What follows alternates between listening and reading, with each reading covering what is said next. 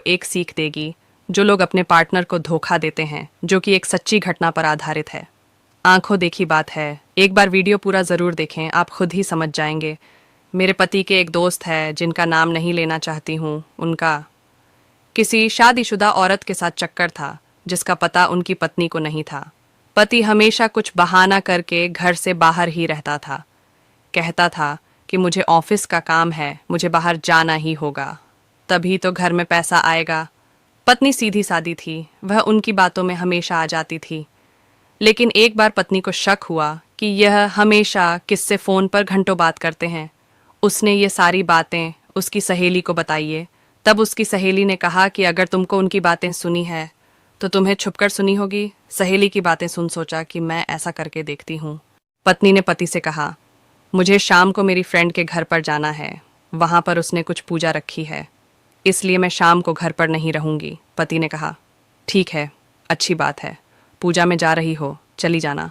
शाम को पति जब घर आया तब उसे लगा कि उसकी पत्नी उसकी फ्रेंड के घर चली गई है, लेकिन उसे पता नहीं था कि उसकी पत्नी अलमारी के पीछे छुपी हुई है। पति जैसे ही कमरे में गया, कुछ ही देर में फ़ोन आ गया। पत्नी अलमारी के पीछे उसके पति और उस औरत की बातें सुन रही थी। उसने उनकी सारी बातें सुनी। बातें लगभग 1 घंटे तक चली, लेकिन कुछ पर्सनल बातें होने लग गईं। तब पत्नी को बहुत ही गुस्सा आया। अलमारी के पीछे से निकलकर पति के सामने आ खड़ी हुई। पति के तो होश उड़ गए। पत्नी ने पति से फ़ोन खींचा और औरत से बात की। औरत ने वैसे ही फ़ोन काट दिया। पति ने अपनी पत्नी को बहुत समझाने की कोशिश की, लेकिन पत्नी ने उसकी सारी बातें सुन ली थी। पत्नी नहीं मानी। जो सीधी सादी पत्नी थी, उसने तो दुर्गा का रूप ले लिया। उसने पति के बाल पकड़े और खींचकर सड़क पर ले आई। वहीं पर उसकी अच्छी सी कुटाई की, जिससे घर के बाहर लोग इकट्ठे हो गए। पत्नी ने अपने पति की सारी करतूत इन लोगों को बताई। पति किसी को मुंह दिखाने लायक नहीं रहा। बात यहाँ ख़त्म नहीं हुई। पत्नी थाने पहुंच गई पति को लेकर और थानेदार से कहा, साहब, इसे तो इश्क का बुखार चढ़ा है, आप उतार देना। थानेदार ने कहा, इसे 1 दिन जेल में रहने दो, अपने आप ही इश्क का बुखार उतर जाएगा। पत्नी पति को जेल में बंद कराकर अपने घर वापस आ गई और अपने बच्चों को लेकर मायके जाने लगी। तभी सास ससुर ने उसे रोका।